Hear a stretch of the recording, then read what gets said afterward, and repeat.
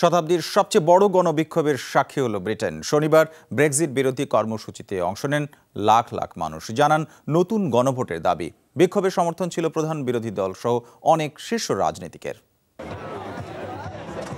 Brexit বাতিলের দাবিতে লন্ডনের ওয়েস্টমিনস্টারে বিশাল জনসমাগম, শান্তিপূর্ণ মিছিল, জনসমাবেশ, বাদ্যবাজনায় ব্রেক্সিট বিরোধী স্লোগান, পুতুল নাচ। ইইউ যুক্তরাজ্য বিচ্ছেদ ঠেকাতে নানা কায়দায় বিক্ষোভকারীরা দাবি জানান নতুন গণভোটের। একটু ভুল হলে অর্থনীতি তো বটেই, পুরো জাতি ক্ষতিগ্রস্ত হবে। সমান প্রভাব পড়বে ইউরোপিয়ানদের উপরও। বোঝাই যাচ্ছে ব্রেক্সিটের কার্যকারিতা শূন্য। এখন এটা স্রেফ বাতিল করে দেওয়া উচিত। এখন সময় ব্রেক্সিটের চিন্তা থেকেই সরে আসার।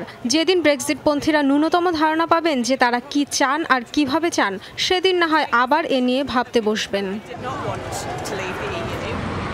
পার্লামেন্ট চত্বরে put it to the people শীর্ষক এই গণবিক্ষোভের আয়োজন করে পিপলস ভোট নামের একটি সংগঠন। আয়োজকদের দাবি 10 লাখের বেশি মানুষ অংশ নিয়েছেন এই কর্মসূচিতে, যা ব্রিটেনের ইতিহাসে বিরল। বিক্ষোভকারীদের সাথে একাত্মতা জানান বিরোধী দল লেবার পার্টি সহ ব্রিটেনের শীর্ষ রাজনীতিবিদরাও।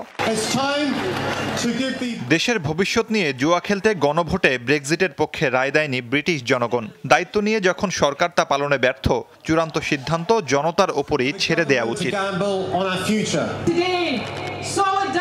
ব্রেক্সিটের বিরুদ্ধে ভোট দেয়া বিপুল সংখ্যক মানুষের মত উপেক্ষিত, কিন্তু ব্রেক্সিটের পক্ষে রায় দিলেও এমন হযবরল অবস্থা যাদের কল্পনাতেও ছিল না। তাদের আজকের সিদ্ধান্ত উপেক্ষা করার সুযোগ নেই।